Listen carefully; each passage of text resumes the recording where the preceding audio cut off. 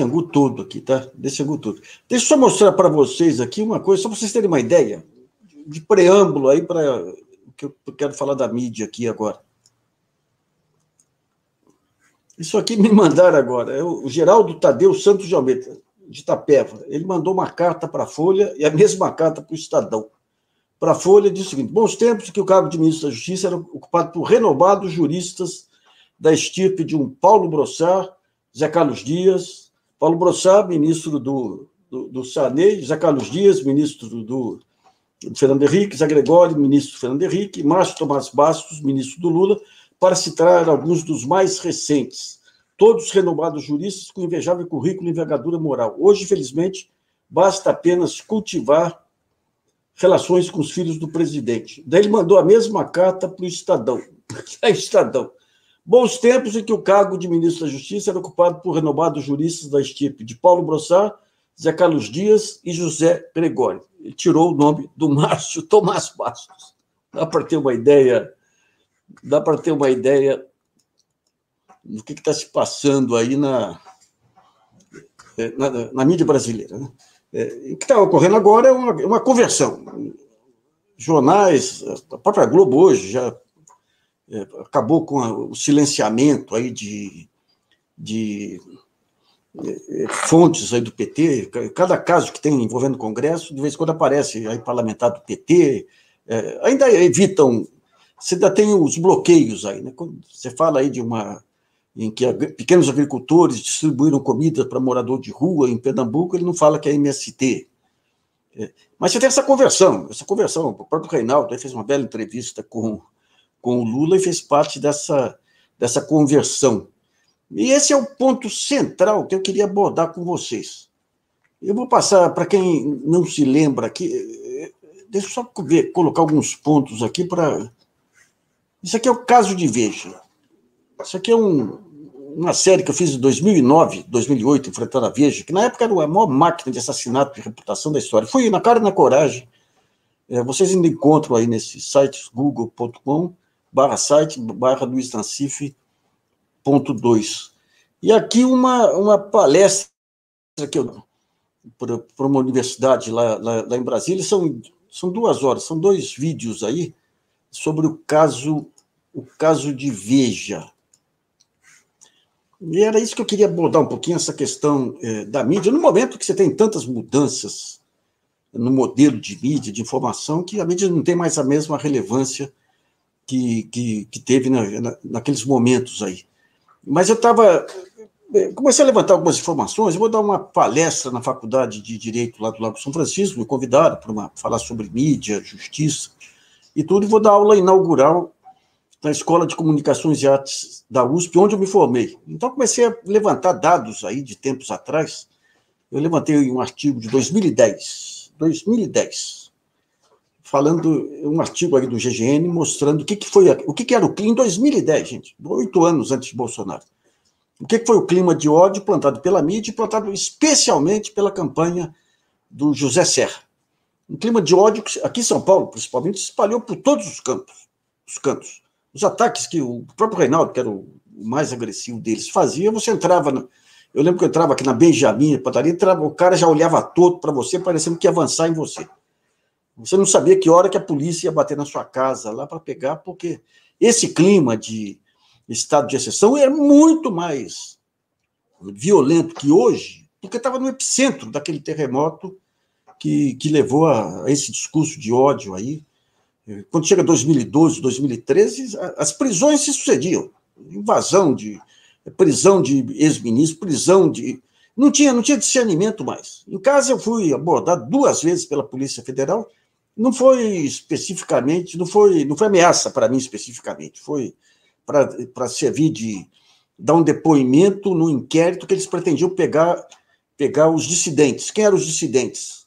Eram os policiais profissionais que eram contra os abusos feitos principalmente pelo pessoal de Curitiba, da Polícia Federal de Curitiba, ligado ao Sérgio Moro. Né? Mas o que me chamou a atenção foi um debate que eu participei hoje de manhã. Você tem um grupo grande que está montando aí uma comissão da verdade. Você precisa de uma comissão da verdade para os abusos que foram cometidos nesse período. Por que Comissão da Verdade? Todo país que sai de um processo ditatorial, você tem que ter a justiça de transição. Não precisa necessariamente condenar as pessoas, embora torturadores, no caso da ditadura, fossem crimes considerados imprescritíveis aí, sabe? Mas é fundamental a justiça de transição você expor o que aconteceu no período para que não se esqueça, não se repita, que é o lema de toda a justiça de transição. E o Brasil ele tem um ponto complicado, que nunca teve justiça de transição aqui, porque é um país que moldou uma opinião pública. A opinião pública, eu digo, são aqueles personagens que atuam mais diretamente na opinião pública, jornalistas, colunistas, ministros de Supremo, políticos, artistas. É um país que sem caráter. Como sem caráter? Você vai pela onda. Então é o seguinte, tem uma onda agora, agora nós estamos numa onda que as pessoas tentam se diferenciar, fazendo um discurso novo, a onda agora é ser politicamente correto. Então vamos ser politicamente corretos. Se a onda vira para o ódio, vamos praticar o ódio. Então, com isso, você fica sem referencial. É o país do Macunaíma. Então, você pega o discurso... vamos pegar os dois mais notórios, aí, que é Fachin e Luiz Roberto Barroso. Lá atrás, um discurso pró-direitos humanos, um discurso em favor de uma justiça mais voltada para a população, para as novas práticas. Daí vem a Lava Jato, viram justiceiros empedernidos, e agora começa a virar de novo. Eu estou dando 2 exemplos ali, mas na mídia foi nítido isso que aconteceu. É sobre isso que eu queria falar um pouquinho aqui, para a gente, no momento em que a mídia está... A onda agora é ser politicamente correto, a onda agora é ser a favor, ficar solidário com a miséria que está corroendo o país, que é ótimo, que tem essa onda. Mas quando vier a próxima onda? Eu vou contar um pouquinho da minha experiência jornalística, que vem dos anos 90. Nos anos 90, nos anos 80, nós tínhamos aí uma imprensa de resistência relativa, né, contra a ditadura, porque você tinha censura, mas o próprio fato de ter censura nos jornais, na Veja, mostrava que você tinha resistência. Você tinha resistência. Quando vem as diretas conquistam aí a opinião pública, os jornais passam a abrir um espaço para uma diversidade de opiniões maior, e você tem a campanha do impeachment, do Collor. A campanha do impeachment foi o início, ela veio logo depois, no rastro do caso Watergate, lá dos Estados Unidos, em que todo jornalista queria colocar no coldre dele lá, que derrubou um presidente da República. Eu tive um período pesado com o Collor, eu saí da Folha no final dos anos 80, pressionado pelo Saulo Ramos e pelo Zé Sarney, porque eu tinha denunciado falcatruas lá da época, houve negociações, aí eu tinha um programa na TV Gazeta, de São Paulo. Fui alvo de escuta, de grampo na minha casa, feito pelo Romeu Tuma. Eu já estava maldito na Folha, já tinha acabado a negociação entre Saulo Ramos e a Folha, estava esperando uma chance para me mandar embora, ganhei um prêmio ESSO lá, que adiou um pouco a saída, e num certo momento eu percebi que estava sendo grampeado lá em casa. Por quê? Porque começaram as primeiras centrais de programação armazenada na Vila Mariana, e quando você recebia alguma ligação de fora, havia um sinalzinho, você apertava lá um botão lá, você conseguia atender a ligação e voltar para a ligação anterior, que não existia antes. Eu comecei a reparar que cada vez que eu desligava o telefone, aí se você desligasse o telefone e a outra ligação ficasse pendente, tocava o telefone. E comecei a reparar que eu atendia o telefone, não percebia sinais de fora, mas quando desligava o telefone, tocava. E eu fui para a Praça da Sé, que eu fui pegar um ex-inspetor do Banco Central, aposentado, morava ali no Viaduto Maria Paula, que tinha denunciado o Saulo Ramos na época lá. Pressão de todo lado do Saulo. E na volta eu conversei com o Fernando Sandoval, que era o chefe de gabinete do Eduardo Rocha Azevedo na Bolsa de São Paulo. Falei, Sandoval, eu acho que eu estou sendo grampeado, assim, assado. Que você besta, você está com mania de perseguição, e pararé. Eu vou para casa, à tarde eu recebo uma ligação do Sandoval. Liga para mim de um orelhão. Daí eu ligo do orelhão para o Sandoval. O que está acontecendo? Você está grampeado. Eu falei com o meu amigo, colega dele de paulistano e tudo, que era o Walter Mairovitch, grande juiz, era desembargador e era corregedor da polícia. Eu falei com o Walter Mairovitch e você está grampeado efetivamente. E é o pessoal do Tuma, que estava chefiando a Polícia Federal. Então ele pede o seguinte, dá uma chegada para conversar com ele, fala que você desconfia que é a Polícia Civil para ele poder entrar na parada. E eu fiz isso. E daí avisei a Folha ainda. Falei, olha, a polícia vem aqui para pegar um grampo aqui na minha casa, que na ocasião eram gravadores, você não tinha ainda essa parte eletrônica.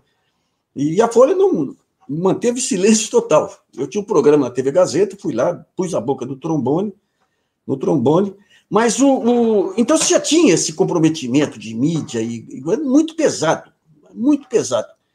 Num certo momento, vem o Collor me tirou do ar. O Collor eu tinha a programação na TV Nacional, e até era um ex-ministro da Educação do Sarney que colocou, apesar de ser muito crítico em relação ao Sarney, era um gaúcho, não lembro o nome agora, que colocou na TV Educativa e na TV Nacional. E daí tiraram do ar da TV Nacional e da TV Educativa, até, como é que chama aquele rapaz que era casado com a Miriam Leitão na época? Ele tirou do ar lá, porque o Collor ficava muito irritado, porque era o único programa que falava de economia, ele assistia lá e eu previa que a economia para o vinagre, depois do bloqueio de real e tudo, ele ficou irritado. E ele montou um esquema com a TV Gazeta, que a Globo, você vê só, ela dava aqueles blockbusters, aqueles filmes de alta audiência.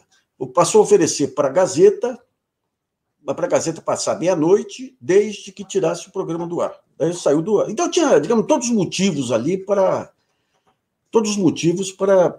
ser contra o Collor. Quando começa a campanha do impeachment, nessa altura eu tinha voltado para a Folha.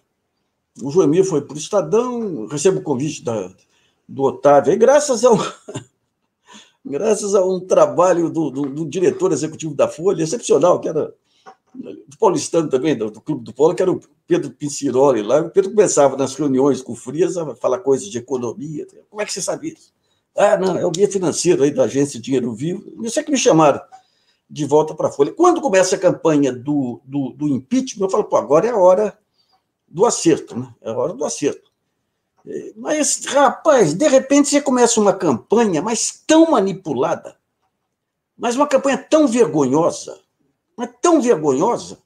Na época eu já tinha contato com o Walter Moreira Salles, estava levantando informações aí para um livro sobre ele, e o doutor Walter era muito crítico do Collor, apesar de ter sido amigo do Arnoldo de Mello, e falou, pô, mas é vergonhoso o que estão fazendo com esse rapaz. E ele foi embaixador nos Estados Unidos na época do macartismo. Ele falou, a gente percebe quando cria esse clima, o que de pior existe no caráter nacional vem à tona. E me abriu os olhos. Eu olhei e falei, pô, mas onde que está a bandidagem? Está do lado do Collor ou está do lado da imprensa também? As manipulações eram vergonhosas. As grandes jogadas feitas pelo Leopoldo, com fundos de pensão e tudo, passavam em branco porque exigiam um certo conhecimento de mercado que a mídia não tinha na época. E não tinha depois também. Ou não tinha interesse também. Então, levantavam as coisas mais inverossímeis, né? Mais inverossímeis. E que o Collor cheirava cocaína por supositório, aquelas coisas malucas aí. Desde aquela época, eu sempre achei, quem acompanha a minha carreira, já tem 50 anos de jornalismo, eu sempre achei que o papel do jornalismo é ir contra os grandes poderes. A maneira de equilibrar a democracia é você investir contra o excesso de poder do setor A, B ou C. E desde aquela época estava claro para mim que a mídia seria o grande desafio. Eu passei todos os anos 90, tem um livro aí, o Jornalismo dos anos 90, denunciando os crimes da mídia. Fui o primeiro a investir contra a onda da escola base. Pega os livros aí que saíram sobre a escola base. Eu estava na Bandeirantes na época, na TV, na rádio, tinha coluna na Folha já de volta. Denunciei o que fizeram lá com os japoneses, com os proprietários da escola base. Investi contra o Bar Bodega, o que fizeram lá com o Bar Bodega. Peguei temas complexos lá, que é aquela questão do índio Galdino. Quando teve o Chico Lopes, que foi massacrado na época pelo Pedro Malan.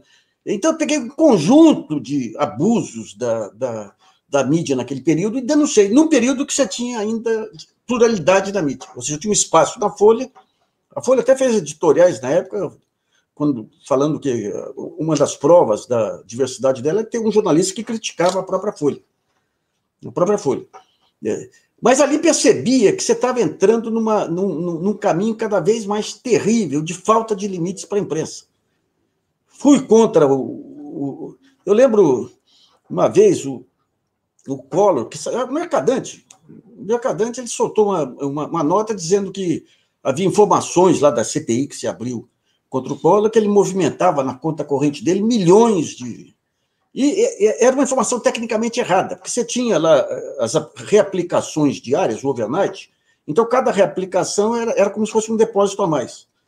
Eu lembro de ter feito uma defesa do Collor, não defesa do Collor, defesa da notícia, da informação. Depois saiu um livro do Cláudio Humberto dizendo que o Collor ficou surpreso porque eu era o jornalista que ele mais detestava, aquele negócio todo. Mas ao longo de todos os anos 90 eu fui vendo esse processo de avacalhação da imprensa, de mostrar músculos.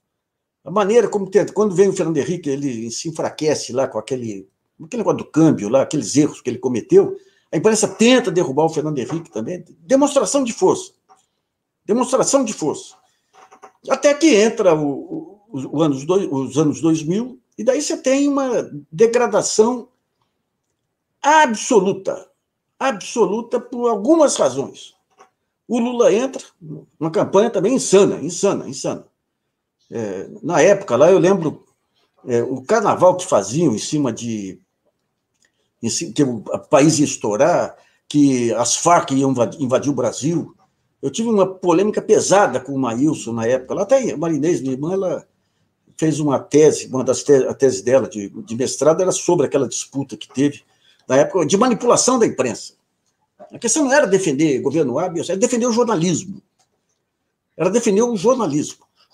Daí, quando começa o governo Lula, ainda meio perdido em tudo, daí você tem um processo que leva à degradação da imprensa, que é irreversível da imprensa.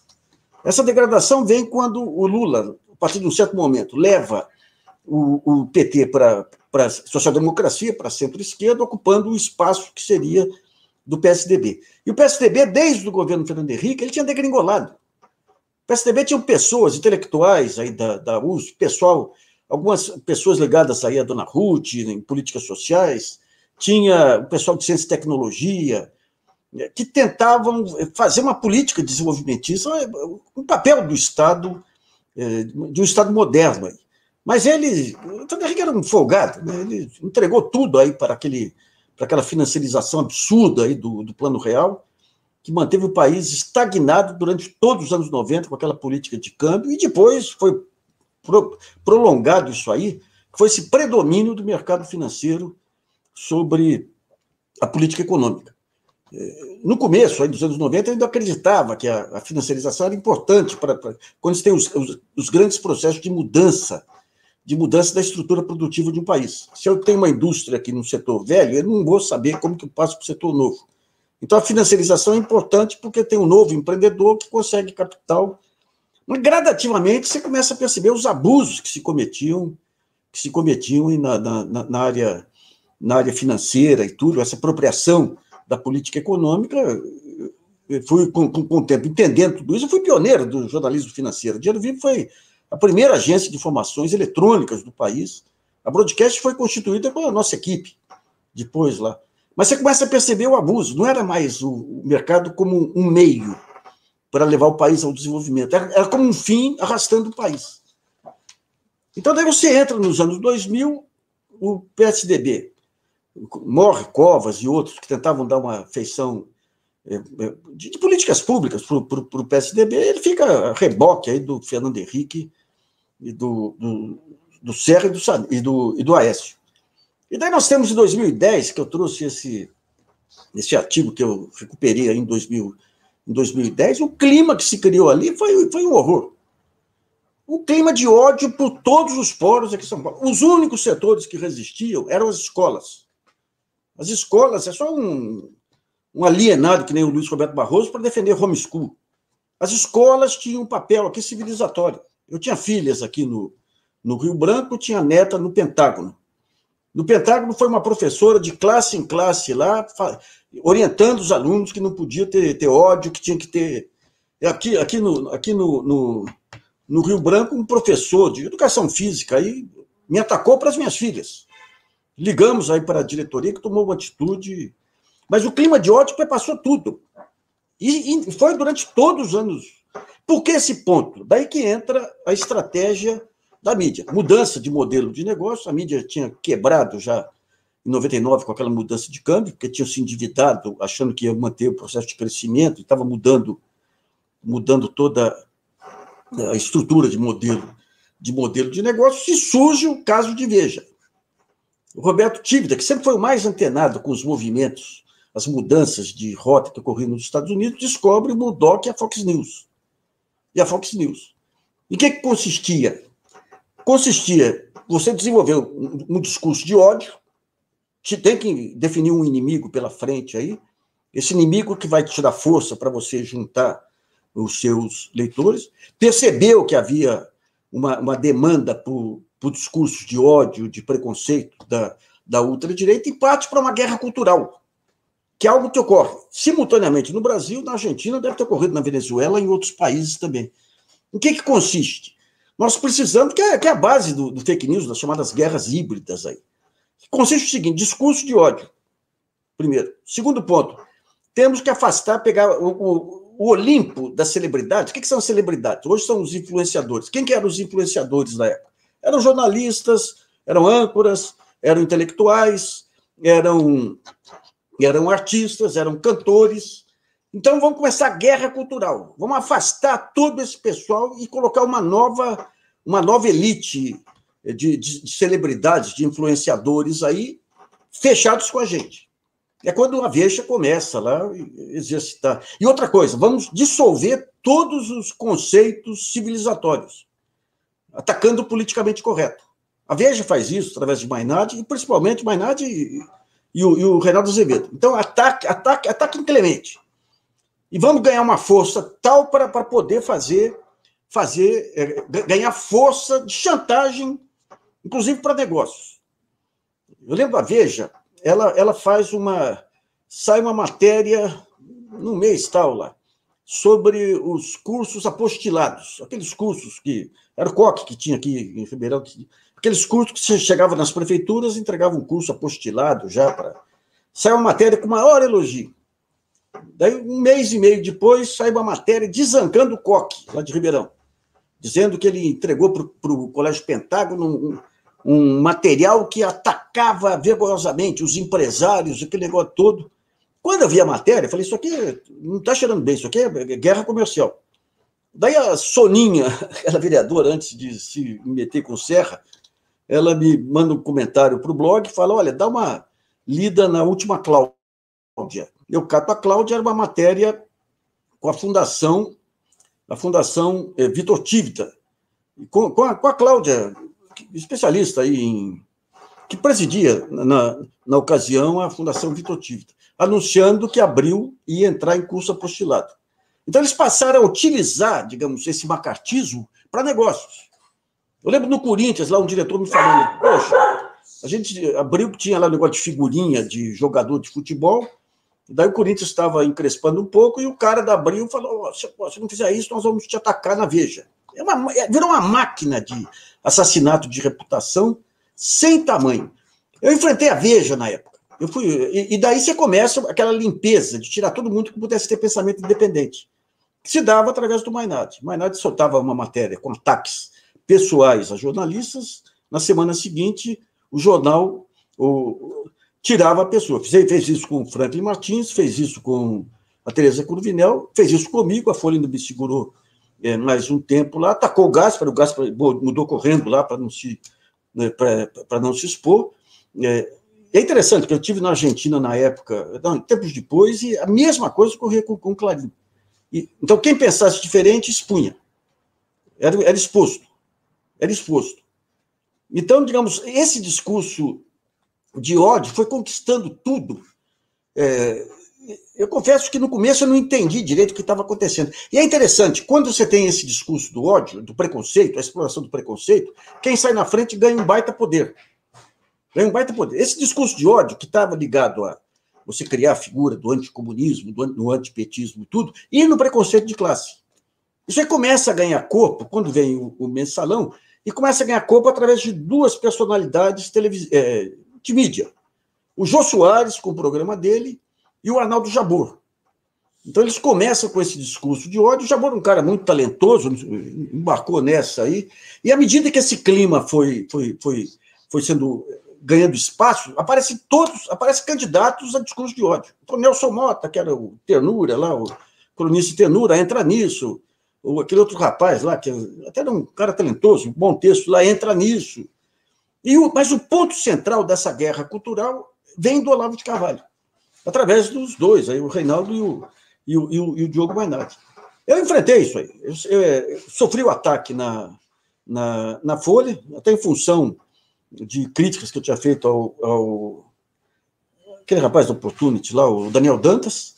Sofro um ataque do Mainardi, rebato na Folha, mostrando que naquela mesma edição tinha 6 páginas de publicidade da Telemix celular controlada pelo Daniel Dantas. Mainardi volta a atacar e a Folha não me deixa defender. Ali eu percebi que você tinha mudanças tectônicas ocorrendo na mídia, né? E essas mudanças ficavam nítidas da própria Veja, através do Thales Alvarenga. O Thales foi diretor, eu trabalhei com ele no comecinho, quando ele entrou na Veja lá atrás, foi até calmo e tranquilo, aparentemente, né? Daí ele saiu da direção da Veja e ficou na direção editorial, um cargo mais ou menos honorífico lá, e começou as primeiras crônicas agressivas, uma agressividade que chocava. A gente falava prego sobre vinil. Até eu achei que era o Eurípides Alcântara e o Mário Sabino que eram os ideólogos disso, mas era o próprio Zé Roberto Guzzo, aí, que era o braço direito do Roberto Tivita. Ali eu sofri 500 páginas de ataques, mas toda sorte de ataques. Eu estava com filha pequena aí. Antes de começar a guerra, chamei minhas filhas maiores, a minha esposa da época, ela falou: olha, eu vou enfrentar a Veja aqui, já estava fora da Folha, estava com um blog, então isso vai afetar a vida de todo mundo aqui, eu quero que vocês participem dessa decisão. E até a Mariana falou: pai, eu sei que se você não entrar nessa, você vai morrer. Entrei, os ataques que eu sofri, e é interessante que eu passei todos os anos 90 defendendo vítimas desses ataques vis na mídia. Quando começou o ataque, a Veja infundia tanto medo que não tive uma manifestação de solidariedade. Nem Federação de Jornalistas, Sindicato de Jornalistas, a BI estava em mãos aí de terceiros. Mas eram ataques desqualificados.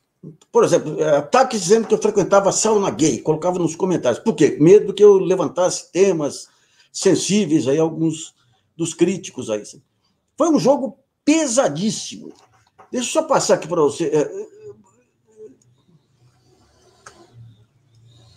Eu acho que já coloquei, né? Que é o caso de Veja. Esses vão ter história. E o ponto central era entender o que estava acontecendo. Eu lembro o Sidney Basile, e daí nós começamos a levantar todas as jogadas da Veja, né? As ligações com Carlinhos Cachoeira, as jogadas com livros didáticos, as jogadas com saúde, capas de saúde, de repente você fala, pô, mas uma capa dizendo que o remédio para diabetes era bom para emagrecer. A indústria, os laboratórios são proibidos de fazer publicidade pela Anvisa. Então a maneira eram as matérias pagas. E daí você começou a ver um quadro ali de degradação do jornalismo, ataques dos mais baixos. Esses dossiês, eu lembro, recentemente, aí saiu um dossiê contra o irmão do Franklin Martins, que trabalhava na Agência Nacional de Petróleo, não tinha nenhuma substância lá e usava para massacrar. Massacre direto. Toda semana, e a Folha indo atrás. Pouco antes de sair da Folha, eu tive até uma conversa com o Otávio lá. Eu falei: Otávio, um jornal que nem a Folha, líder do mercado de opinião, não pode ir atrás de ninguém, nem do New York Times, vocês estão indo atrás da Veja. Isso aí, e o Jornal Nacional o Jornal Nacional não sujava as mãos. Toda sexta-feira ele dava a capa da Veja com destaque, espalhando o ódio. Então foi esse jogo terrível que levou a mídia ao pior jornalismo da história, uma falta de compromisso absoluta com o país, com a democracia, levou ao impeachment. Esse discurso de ódio depois se multiplica com a Lava Jato, e um dos pontos, a gente teve essa discussão hoje, uma discussão para um grupo que quer ter acesso à Operação Spoofing como uma maneira de ter a Comissão da Verdade, o Brasil nunca mais. A ditadura gerou um conjunto grande aí de documentos que foram salvos pela Eni Moreira, uma grande advogada que trabalhava com Sobral Pinto na época lá, foi preservada lá atrás pela Igreja Anglicana e tudo, e voltou para você poder lembrar o que foram esses tempos. E nós temos aí na Operação Spoofing um pouco do que foi esse período terrível, de uma ditadura convalidada pelo judiciário, convalidada pela mídia. Agora a mídia começa a descobrir, virou bom negócio agora ser politicamente correto, amanhã, se bom negócio é defender novamente o discurso de ódio, se volta o discurso de ódio, se não tiver uma comissão da verdade. Então é esse ponto que eu chamo a atenção. É necessário uma comissão da verdade. Não é para punir, é para explicitar o que foi feito com o jornalismo nesse. Sabe? Uma coisa que você dedica 50 anos para o jornalismo, de repente você vê aquela profissão que você abraçou sendo estuprada, vilipendiada para interesses específicos, não apenas de veículos, mas de jornalistas querendo cavalgar a última onda. Nem que essa última onda fosse o discurso de ódio ou ser um mero passador de release da Lava Jato. Então, a temática aí, essa é a temática que eu acho que é essencial nesses momentos, porque vamos parar com essa história de pegar o bode expiatório preferido, que é Sérgio Moro.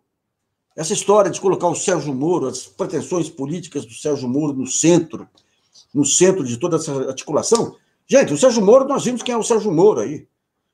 O Sérgio Moro, da EDIPA, é um sujeito medíocre, sem dimensão. A única característica dele é não ter escrúpulo nenhum. O Sérgio Moro é uma criação exclusiva do discurso de ódio da mídia, direcionado a um objetivo específico que era o impeachment, abrindo espaço aí para essa loucura que vem desde o tempo do Temer, aí, de destruição do Estado Nacional, destruição dos direitos. Então, esse ponto, você descobre esse desabafo.